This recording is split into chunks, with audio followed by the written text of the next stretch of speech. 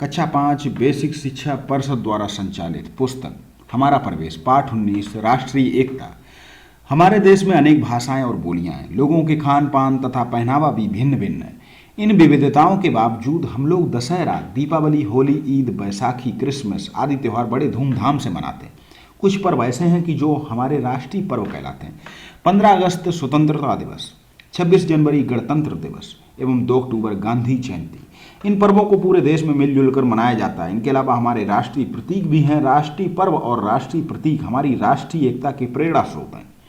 हमारे राष्ट्रीय पर्व, पहला स्वतंत्रता दिवस, इनकी जो 15 अगस्त को मनाया जाता है। कई वर्षों तक हमारे देश में विदेशियों का शासन रहा। हमारे स्वतंत्रता सेनानियों ने संघर्ष करके विदेशी शासन से देश को मुक्त कराया। हमारे देश में 15 अगस्त सन 1947 को स्वतंत्र हुआ। इसलिए हम प्रत्येक वर्ष 15 अगस्त को स्वतंत्रता दिवस राष्ट्रीय पर्व के रूप में धूमधाम से मनाते हैं। गणतंत्र दिवस यानी कि 26 जनवरी को स्वतंत्रता के बाद देश के लिए नियम कानून बनाए गए, जिसे संविधान कहते हैं। 26 जनवरी सन 1950 को हमारा संविधान लागू हुआ तथा देश गणतंत्र घोषित हुआ। इसलिए हम प्रत्येक वर्ष 26 जनवरी को गणतंत्र दिवस के रूप में मनाते हैं। तीसरा, गांधी जयंती यानी कि 2 अक्टूबर को। गांधी जी का पूरा नाम मोहनदास करमचंद गांधी था। इनका जन्म 2 अक्टूबर सन 1869 को गुजरात प्रांत के पोरबंदर में हुआ।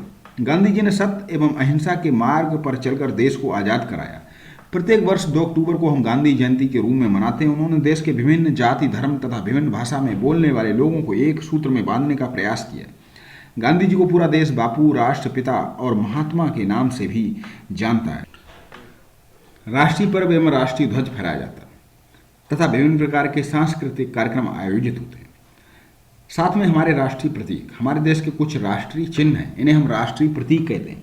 हमारे राष्ट्र की एकता की पहचान इन राष्ट्रीय चिन्हों से भी होती है। आइए हम अपने राष्ट्रीय प्रतीकों को जानें। आपके विद्यालय में राष्ट्रीय पर्व का आयोजन कैसे होता है, इस पर आप कुछ लिखें। राष्ट्रीय ध्वज, हमारे राष्ट्रीय ध्वज में 3 रंग हैं। हम इसे तिरंगा भी कहते हैं। राष्ट्रीय ध्वज में सबसे ऊपर केसरिया रंग, बीच में सफेद रंग तथा सबसे नीचे हरा रंग होता है। ध्वज के बीच के सफेद वाले भाग के मध्य में 24 तीलियों वाला नीला चक्र बना होता है। राष्ट्रीय ध्वज का सम्मान करना प्रत्येक नागरिक का कर्तव्य है। जी, केसरिया रंग बलिदान का प्रतीक, सफेद रंग शांति का प्रतीक, हरा रंग धरती की हरियाली का प्रतीक और जो चक्र है उन्नति की ओर अग्रसर होने का प्रतीक।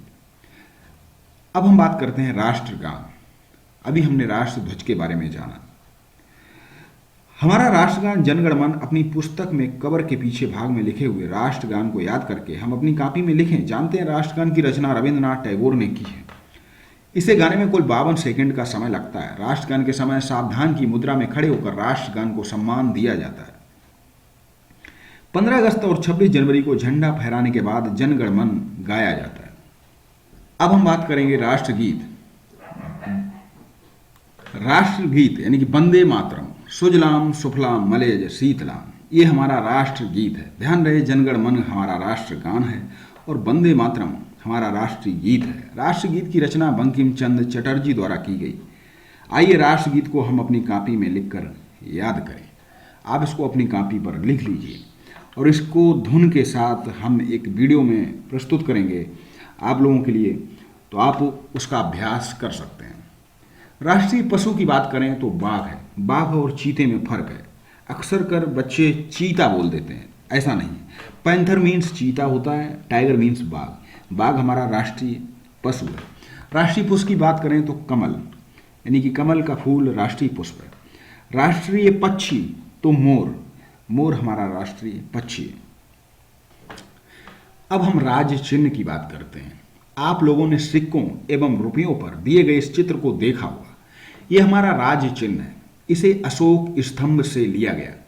अपने अध्यापक से अशोक स्तंभ के बारे में और जानकारी प्राप्त कीजिए। ये हमारे राष्ट्रीय एकता की पहचान है। यदि हम एक रहेंगे तो हमारी राष्ट्रीय एकता भी सुरक्षित रहेगी। राष्ट्र की एकता और सुरक्षा हमारे देश की बहुत बड़ी स्थल सीमा है, जो लगभग 15,500 किलोमीटर लंबी है और इसी तरह हमारी समुद्री सीमा लगभग 7,500 किलोमीटर लंबी है। अपने राष्ट्र की सुरक्षा के लिए हमें जमीन, समुद्र या हवाई मार्ग से आने वाले किसी भी शत्रु का मुकाबला करने के लिए तैयार रहना पड़ता है। इसलिए हमारे देश में शक्तिशाली थल सेना, जल सेना और वायु सेना। भारत का राष्ट्रपति हमारी तीनों सेनाओं थल सेना, जल सेना और वायु सेना का सर्वोच्च सेनापति होता है। रक्षा संबंधी कार्यों के लिए रक्षा मंत्रालय है, जिसका मुखिया रक्षा मंत्री होता है। भारतीय थल सेना, वायु सेना और नौसेना के अलग अलग सेनाध्यक्ष होते हैं। ये युद्ध के समय आपस में तालमेल बनाकर अपने अपने अधीन सेना को आदेश देते हैं।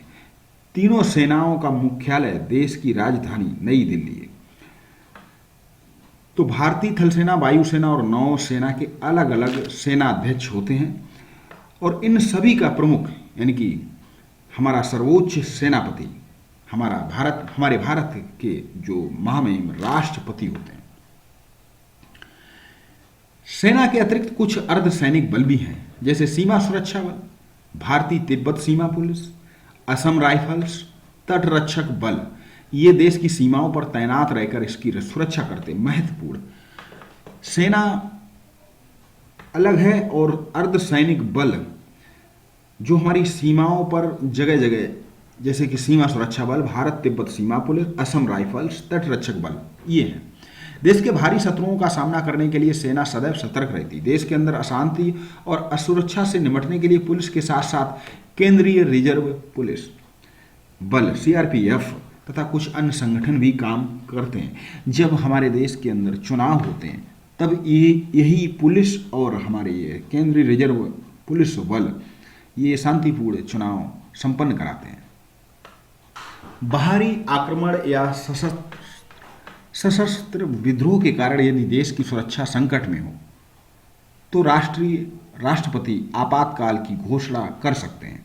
आपातकाल के दौरान राष्ट्र की सुरक्षा सर्वोपरि हो जाती है, अतः हमारे कुछ मूल अधिकार सीमित किए जा सकते हैं। शांति के समय सेना तथा अन्य अर्धसैनिक बल समाज की भलाई के कामों में मदद करते हैं, किसी आपदा के समय बहुत सहायता करते हैं। जी हाँ, कहीं बाढ़, तूफान या किसी प्रकार की भूकंप जैसी कोई भी प्राकृतिक आपदा आती है तो ये हमारे रेस्क्यू फोर्स के जवान, ये अर्धसैनिक बल, सीमा शांति की सेना, ये सभी हमारी बहुत सहायता करते हैं। देश में शांति और सुरक्षा बनी रहे, ये हम सबका कर्तव्य है। हम सबको सदैव सतर्क रहना चाहिए। पुलिस एवं प्रशासन का सहयोग करना चाहिए। राष्ट्रीय संपत्ति की सुरक्षा करनी चाहिए। जी हाँ, हम सब भारत के नागरिक हैं। हम मिलजुल कर रहेंगे तभी देश में शांति होगी और देश प्रगति करेगा। अब हम अभ्यास के कुछ प्रश्नों को देखेंगे। इन प्रश्नों को आप अपनी कॉपी पर वीडियो को पॉज करें, इन प्रश्नों को लिखें, उसके बाद इस पाठ को दोबारा फिर से सुनें और उनके उत्तर आप इन प्रश्नों के हिसाब से लिखें, अपने शिक्षक से जांच करवाएं। स्वतंत्रता दिवस कब मनाया जाता है, इसके मनाने का कारण लिखिए। तो 15 अगस्त को हमारा स्वतंत्रता दिवस मनाया जाता है।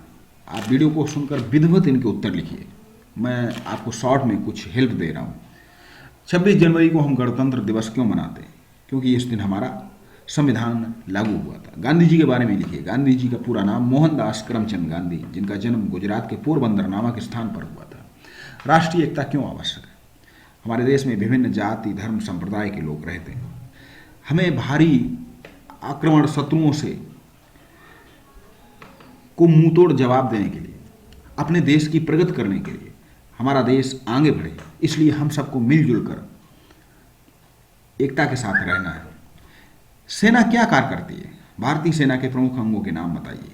सेना विदेशी शत्रुओं से हमारे देश की रक्षा करती है। और 3 प्रमुख अंग थल सेना, जल सेना, वायु सेना, सभी के एक एक सेनाध्यक्ष होते हैं और इन सभी का प्रमुख हमारे भारत के महामहिम राष्ट्रपति होते हैं।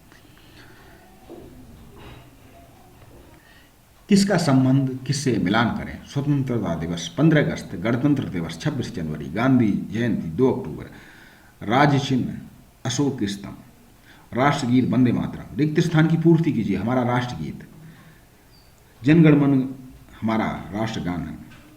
हमारा राष्ट्रगीत वंदे मातरम। हमारा राष्ट्रीय पक्षी मोर। हमारे देश की समुद्र की सीमा की लंबाई 7500 किलोमीटर।